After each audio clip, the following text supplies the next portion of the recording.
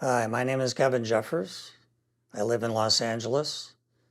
I work in the area of healing, soul travel, and essentially my life is an exploration of consciousness. What is the soul? The soul is the core of who we are. It was created beyond time, so it doesn't have any identifiable source other than it is a particular gift to us that allows us to experience everything that there is to experience. What is the soul's relation to Source/God? The soul is a outward manifestation of what I call the Creator. Some people refer to as God. The soul has a relationship with the Creator because it is the product of the Creator. It was formed and sent out into the universe, out into multiple realities, strictly for the purpose of experiencing life, whether that life is here or life is somewhere else. The soul is a result of the Creator's intention to create consciousness. And consciousness takes many forms and shapes. Animals have consciousness, people have consciousness, rocks and trees and grass have consciousness. Often when the soul is incarnated into either a physical or non-physical form, it has the ability to choose the particular form of reality that it's best suited to. In some of today's movies, they call this the multiverse. What it is it's a multiple of reality. Reality just doesn't exist in what is in front of us. Reality here is just one particular expression of creativity. Are human incarnations voluntarily chosen? Every incarnation, and don't just stay with humans, because all forms of consciousness are their own incarnation, and they're the ongoing incarnation of the soul. All forms of consciousness is voluntarily taken. It's the choice of that individual consciousness, whether plant or animal or human, to come into the earth's cycle, and to experience what there is to experience. Our totality of consciousness is outside of ourselves, where we are here, some small portion of who we are is here to learn. And that learning can be a good thing, it could be a bad thing, it could be difficult, it could be pleasant, or a combination. We're simply here to experience life, and we choose to do that. So the idea that we're here involuntarily doesn't work for me, because we're here by choice. What's the purpose of life on the physical plane? The purpose of life on the physical plane is to experience that life. All of the decisions, the choices we make, the things that we encounter are all a part of our collective experience. And as we learn, we make mistakes, we come back again and do it again. Many people are here again and again and again because they're stuck in their decision-making process. So Earth, consciousness, is an opportunity for growth. It's an opportunity to lift consciousness into a higher plane of existence. Do souls have more than one incarnation, either on Earth or elsewhere?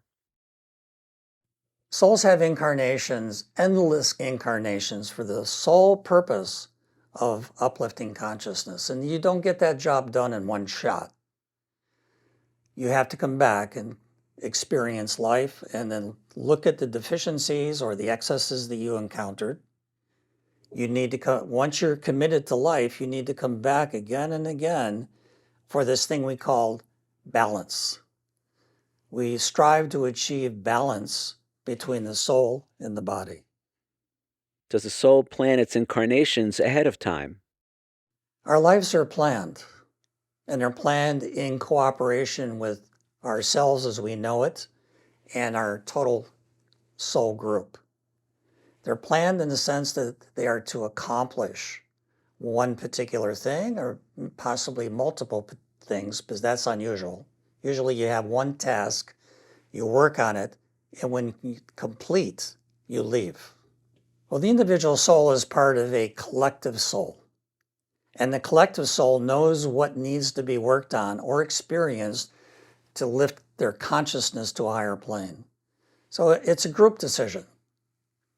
You're part of the group, and you say, or someone says on your behalf, well, you need to go into the earth cycle and experience life. What do you want to accomplish? Do you want to have it be an enriching experience? Or possibly you need a negative experience because you don't have that balance between the positive and the negative. But then again, we're choosing.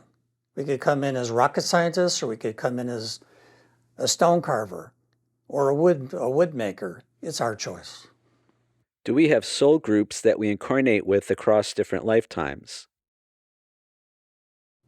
Everyone within our circle of influence has agreed to a role and a position in whatever particular life they've taken into. So you have a family. Maybe you have some people you like, some family members you like, and maybe there are family members you don't. Well, you all agreed to those roles. You agreed to those positions because there was something to learn. And there's something in the time, in the location, and the environment that assists you in learning those things. The soul group is the collective experience of all the souls in their totality. And when I say totality, I mean there are possibly hundreds or thousands of expressions of consciousness that belong to your total self. And each one of those is different. Some can come in as friends, some can come in as enemies, some can come in as deeply influential realities in the place that you are. As an example, someone comes into your life and they talk about spirit. They talk about God. They talk about Buddha. They talk about something that deeply affects you. But the effect is chosen. The effect is something that you decide that you need in your ongoing evolution into higher levels of consciousness. Are there contracts or agreements between souls? That's an interesting question. There are contracts. The members of the total self that come in, that incarnated into life, and members of other selves agree to work together either as friends or adversaries or someone that's making a contribution to their growth. The contract is the agreement between souls on the model of behavior that they're going to encounter and express in their life. Do spirit guides or angels assist us? Well, the guides and the spiritual guides, or some people call them the angelics, I like that phrase, are there to help us. They're there to assist us in making the choices that move us forward to accomplishing our goal. So they're a very integral part of our experience in life because they're pointing the way we need to go. And we listen or we don't. That's our option because we're beings of free will.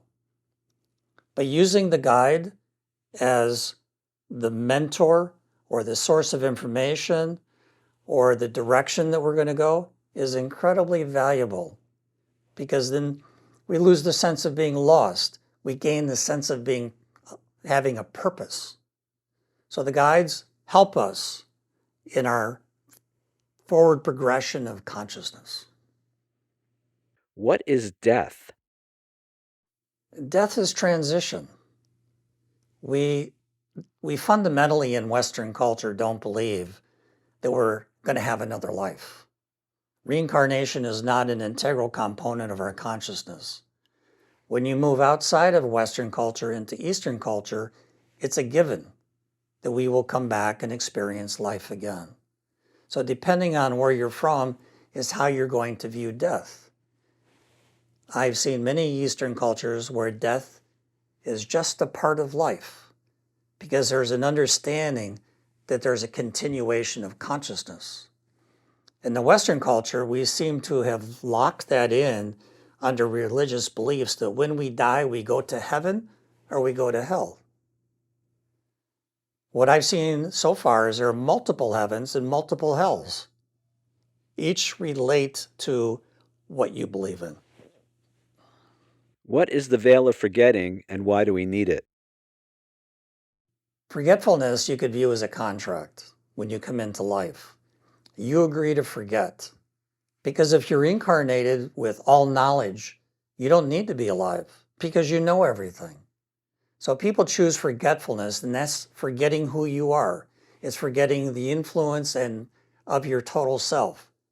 So we come into this life and we say, well, I have to learn about X and I have to learn about Y. So I'm going to forget everything I know about that.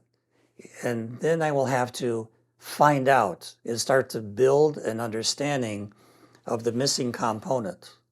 How can we learn something when we know everything? So we choose to forget in order to learn. And it's not a paradox.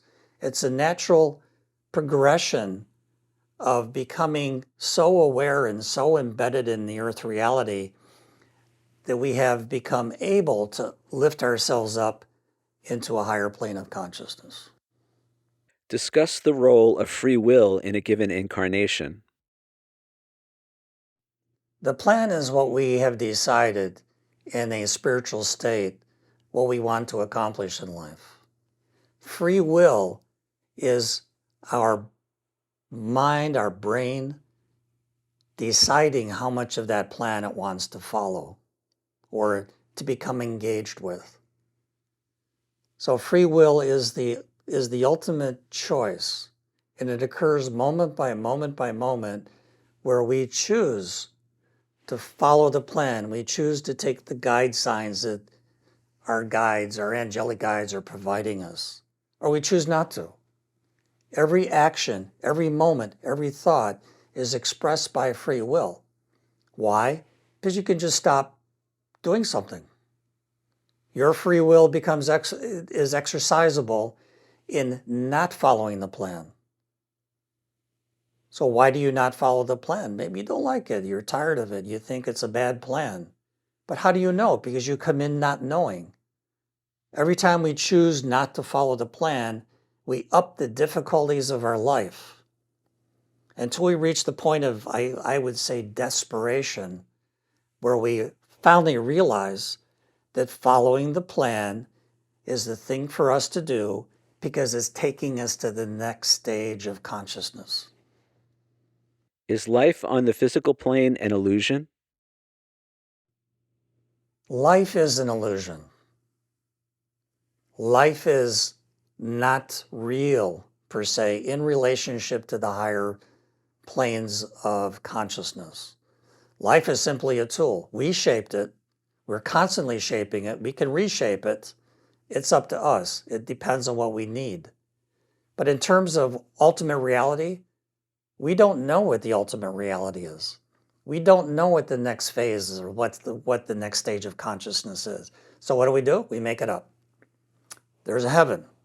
Okay, why do we think there's a heaven? Because there has to be an end game to this craziness that we experience here on Earth. Nothing is real. Everything is illusion except for your core consciousness, which is constantly changing the shape of your reality.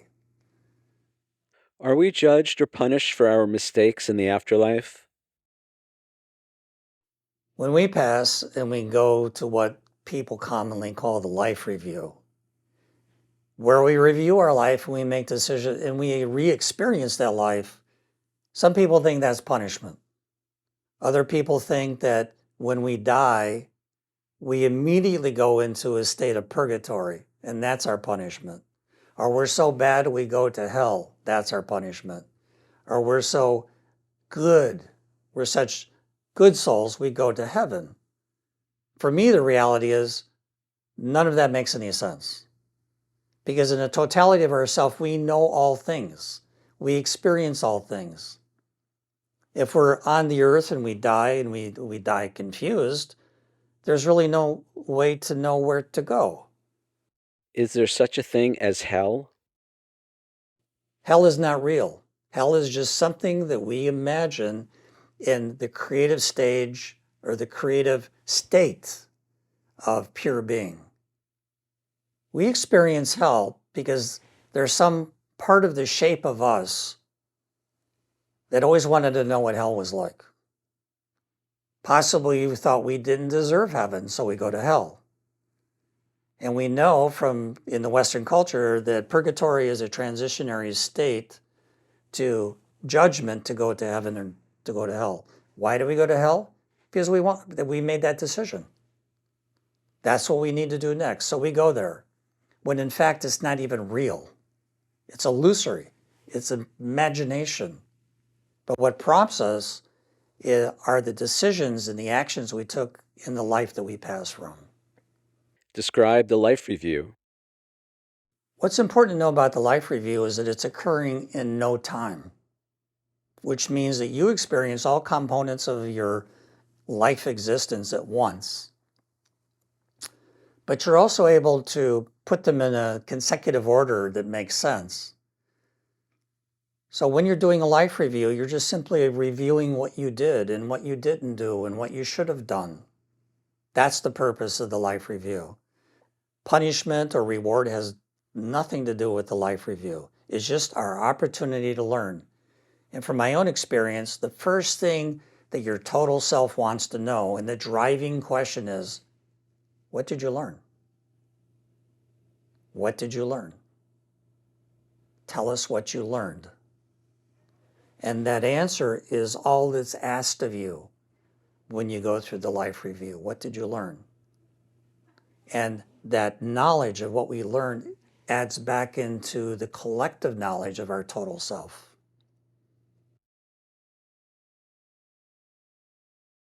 Karma is balance. Karma is good. Karma is bad. It's just simply the universe reordering itself into a balanced reality. Karma is rebalancing. We do it by choice, so we learn. We're always striving to learn. If we led a life of imbalance, we would not learn anything. Maybe we learn to be really good people. Maybe we learn to be really bad people. It doesn't matter. There's no balance. It has to be an equalization between a positive action and a negative action. Until finally they blend together and there's no need for the action. So if someone takes something of yours, the immediate question for the karmic reasoning is that if someone steals from you this lifetime, you or someone else will steal from them. That's absolutely true. That's the balance. When an incorrect action is taken, the universe, because it's a creative force, strives for balance of the action. So you steal from me, someone steals from you, balance. And the final balance is, in a sense, faith. You have faith that the right choices are being made, and you ask for forgiveness for the imbalance if it's adverse to you. So forgiveness is a very important part of relief from karma. When the soul comes clean, the soul tells the truth about its actions, karma dissipates. It goes away. Why? Because the goal was accomplished. You learn from it. But how do you get out of the cycle of give and take? Constantly taking damage to pay for something you did. It's like equivalency. What's equivalent to taking a life? Well, I don't know the answer to that. But you could be involved in an endless cycle of karma where you are no longer in control of your life. And not being in control of your life, it suddenly occurs to you, what is the missing piece? And forgiveness is the balancing agent in karma. Without asking for forgiveness, There's no acknowledgement of the debt. So when you're jammed in a corner and there's no back door, truly from the heart, you ask for forgiveness, you're given forgiveness. Because it's really not the universe's job to punish you endlessly, time immemorial. The purpose of the universe is to lift your consciousness to a higher understanding of what reality is. So being constantly punished doesn't accomplish much. But asking forgiveness releases you from that ongoing constant punishment. And some people experience life, and whatever they do isn't punishment enough. So some agency, a guide, some person we respect points out to us that constantly punishing ourselves is debilitating. We're unable to go forward. So we forgive ourselves and we ask for forgiveness. That's the balance. How do you define forgiveness?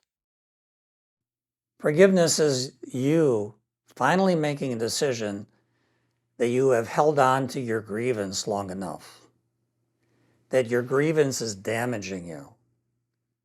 And people sit back and think, why am I doing this?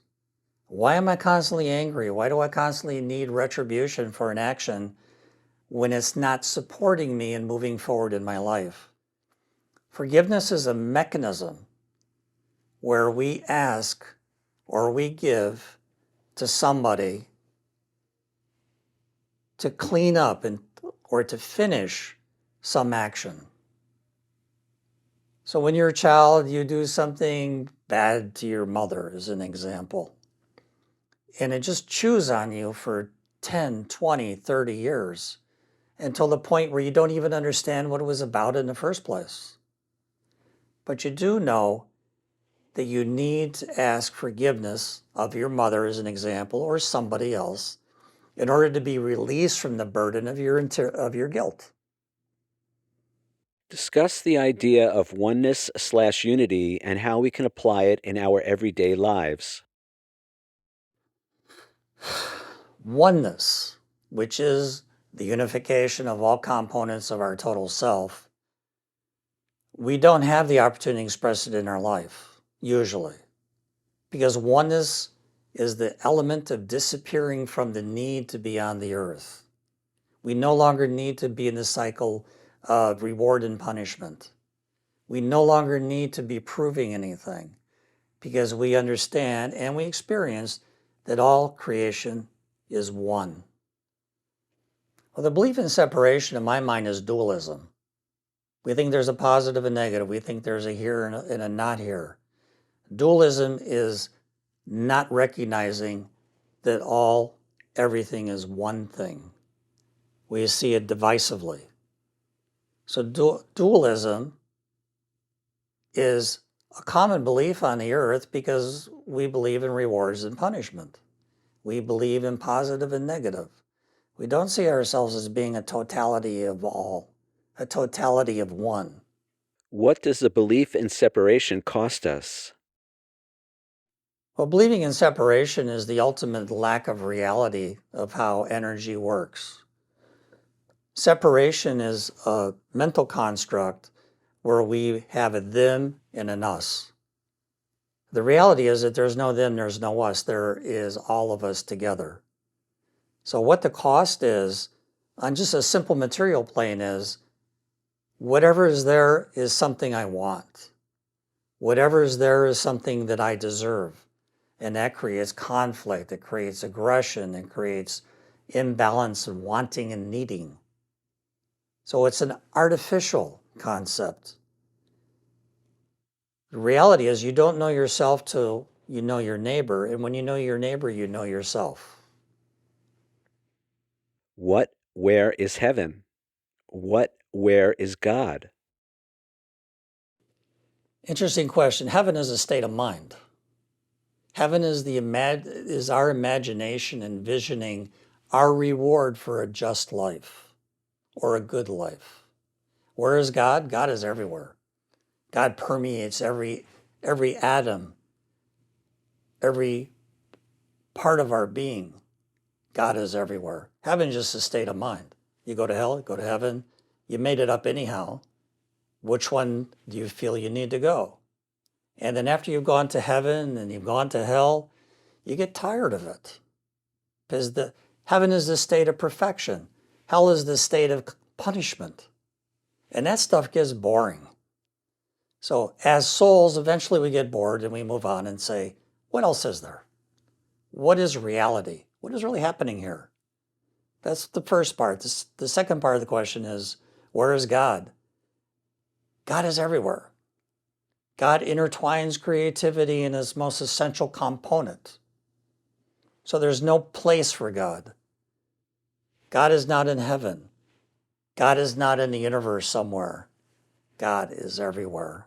Because God is what binds us together, binds our being together. God is the force, the energy that keeps us together. Many believe we're shifting to a higher consciousness on this planet. Do you agree? And if so, can you describe this shift?